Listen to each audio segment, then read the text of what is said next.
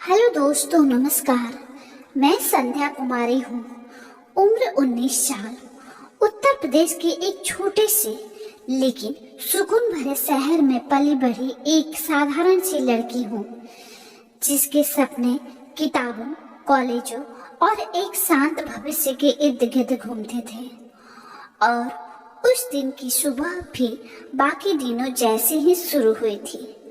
बस फर्क इतना था कि मम्मी पापा किसी जरूरी काम से दिल्ली गए हुए थे और घर की सारी जिम्मेदारी मुझ पर छोड़ गए थे। उनके जाने के बाद घर में एक अजीब सी शांति छा गई थी।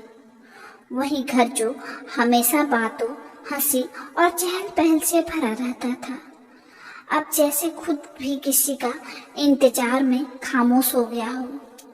उसी घर में हमारे मम्मी पापा के पुराने और बेहद करीबी दोस्त का बेटा अभिराज ओ शर्मा, जिसकी उम्र 27 साल, कुछ दिनों के लिए रुका हुआ था। अभिराज को मैं बचपन से जानती थी।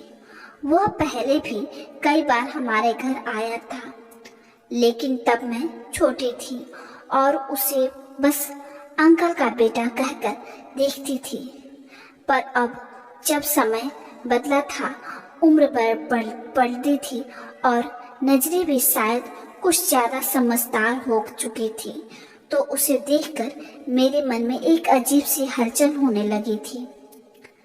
अभिराज की लंबी कदकाठी, उसकी सधी हुई बातें और आंखों में छुपी गंभीरता मुझे जाने क्यों आकर्षित कर रही थी। उस दिन दोपहर के वक्त आसमान अचानक बदल गया। बादल घिर आए और हल्की हल्की बारिश शुरू हो गई। बारिश की वे बूंदें जैसे मेरे मन की उलझन को और गहरा कर रही थी। मैं रसोई में चाय बना रही थी।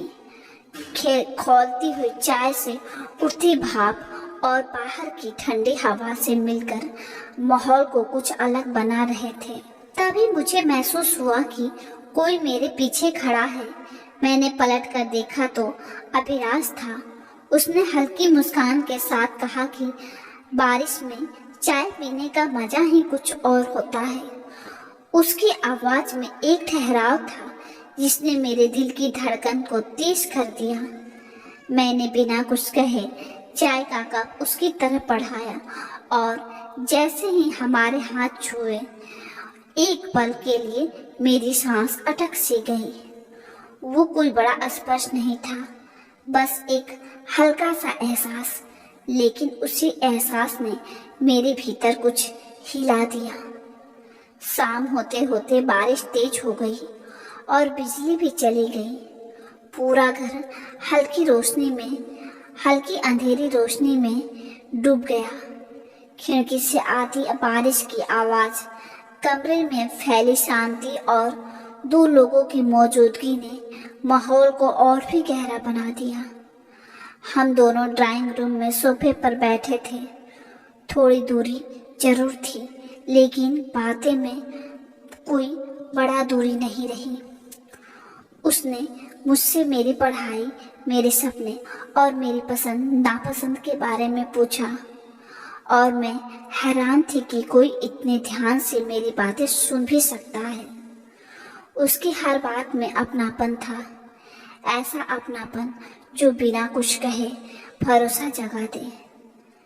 बाहर अंधेरा गहरता जा रहा था और भीतर मेरे दिल में कुछ नया जन्म ले रहा था।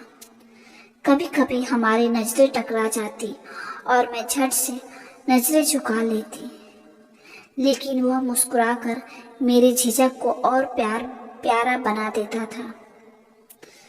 रात के खाने का वक्त आया तो हम दोनों साथ मिलकर खाना बनाया। रसोई में काम करते हुए छोटी छोटी बातों पर हंसना, मसालों की खुशबू और बारिश की आवाज, सब कुछ किसी फिल्मी सीन जैसा लग रहा था। खाने के बाद हम बालकनी में खड़े हो गए। बारिश अब धीमी हो चुकी थी और ठंडी हवा मेरे बालों को छू रही थी। अभिराज ने कहा कि जिंदगी में कुछ एहसास ऐसे होते हैं जो बिना नाम के ही अच्छे लगते हैं। मैंने उसकी बात नहीं समझी या शायद समझकर भी अनजान बन गई। उस रात जब मैंने अपने कमरे में आई तो नींद मेरी आंखों से कोसों दूर थी। दिल बार बार उसी शाम, उसी बातचीत और उसी एहसास की तरफ लौट रहा था। मुझे पहली बार एहसास हुआ कि रोमांस की सिर्फ बड़े बड़े शब्दों या किसी जल्दबाजी में नहीं होता, बल्कि धीरे धीरे पनपने वाला समझ, सम्मान और खामोश जुड़ाव में होता है। और उस दिन, उस बारिश भरी शाम में मेरे भीतर एक नई कहानी ने जन्म ले लिया था। एक ऐसी कहानी ने जो बिना कुछ कहे भी बहुत कुछ कह गई हो और मेरे दिल में हमेशा के लिए अपनी जगह बना गई हो। तो दोस्तों, कैसी लगी हमारी यह कहानी? अगर आपको तनिक भी अच्छी लगी हो तो हमारे वीडियो को लाइक और चैनल को सब्सक्राइब जरूर करें। मिलते हैं हम अगली कहानी में। तब तक के लिए